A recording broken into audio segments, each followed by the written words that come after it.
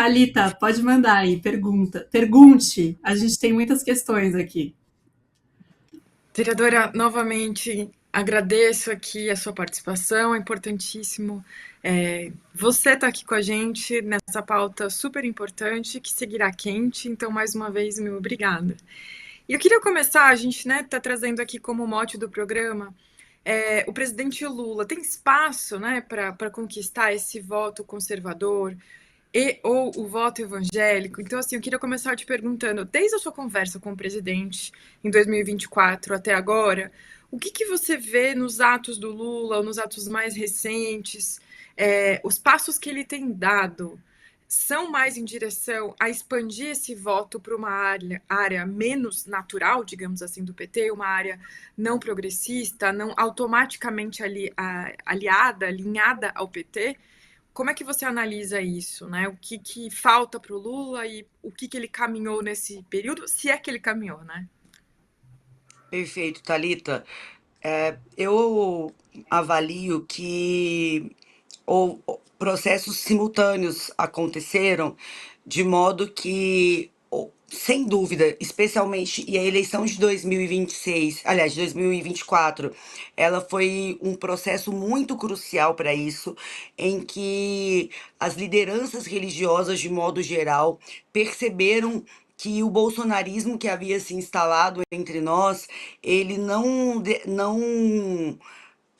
se identificava com a nossa forma de organização. Quando eu digo nossa, eu estou falando das igrejas, de maneira orgânica e de maneira horizontal. Muito antes, pelo contrário, o bolsonarismo trazia de fora uma autoridade que concorre com a autoridade eclesiástica, com a autoridade pastoral, com a organização das igrejas dentro das próprias igrejas. Eu tenho uma tese e ela tem sido cada vez mais aceita por pastores com os quais eu converso, de que o bolsonarismo instalou uma crise de liderança, uma crise de liderança eclesiástica mesmo, dentro das nossas igrejas, de modo que passada a eleição de 22 e a vida se impondo sobre a histeria que o bolsonarismo cria, as demandas reais, as demandas palpáveis do cotidiano, elas se impõem, elas não desaparecem com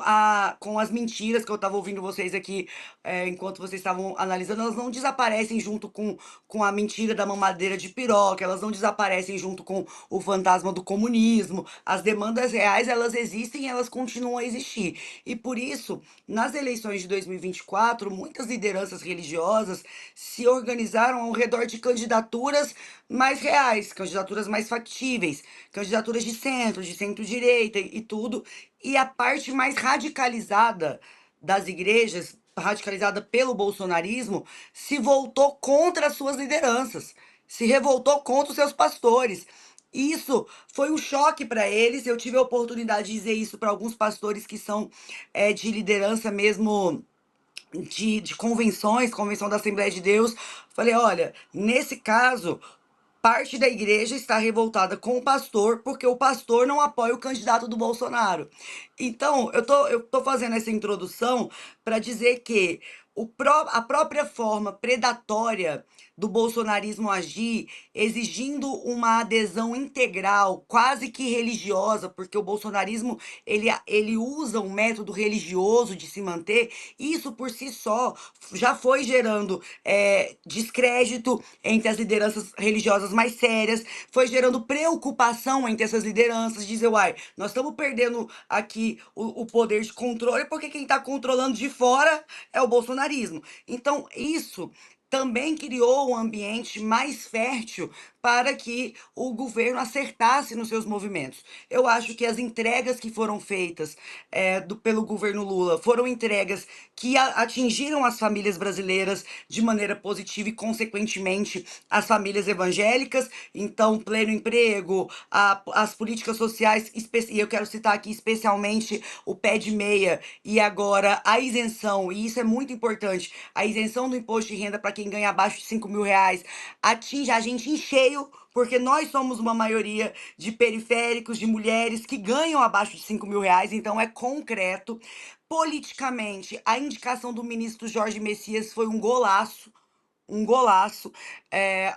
Tanto é que a primeira vez que o meu bispo Samuel Ferreira, se reuniu com o presidente Lula de maneira pública, foi para construir a indicação, para abençoar, e eu acho que o presidente Lula foi muito sagaz, que é, ele pediu o conselho do que o bispo Samuel Ferreira achava da indicação do Jorge Messias. E eu ando muito conversando com os pastores da Assembleia de Deus, e todos eles, a grande maioria deles, está super tocada com essa indicação, porque respeitam muito o ministro Jorge Messias. Então, é um homem da extrema confiança do presidente Lula e, ao mesmo tempo, agrada também os evangélicos. Paralelo a isso, ele fez outros gestos, como, por exemplo, criar editais que também valorizem a música gospel, gestos mais simbólicos, como transformar a música gospel em patrimônio imaterial, da patrimônio imaterial da cultura brasileira e assim por diante.